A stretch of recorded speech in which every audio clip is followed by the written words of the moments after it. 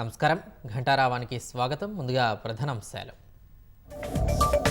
గజ్వేల్ నియోజకవర్గంలో సీఎం రేవంత్ రెడ్డి పర్యటన. బండతిమ్మాపూర్లో కోకాకోలా కంపెనీని ప్రారంభించిన రేవంత్ రెడ్డి.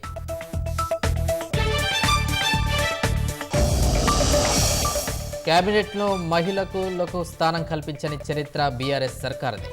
బతుకమ్మ చీరల పేరిట నేతన్నల జీవితాల్ని ఆగం చేశారని ఆది శ్రీనివాస్ ధ్వజం. గతంలో మాట్లాడిన మాటలపై సీఎం ఆత్మవిమర్శ చేసుకోవాలన్న హరీష్. ముఖ్యమంత్రి అయ్యాక ఉన్న పథకాలనే ఆపేశారని ఆరోపణ.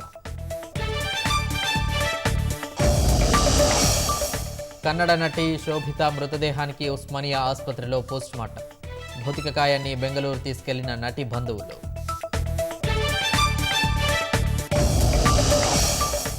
ఒడిశాలోని పూరీ జిల్లాలో 14వ అంతర్జాతీయ సైకత శిల్ప ఉత్సవాలు. వీక్షకుల్ని అబ్బురపరుస్తున్న ఇసుకతో చేసిన రూపాలు.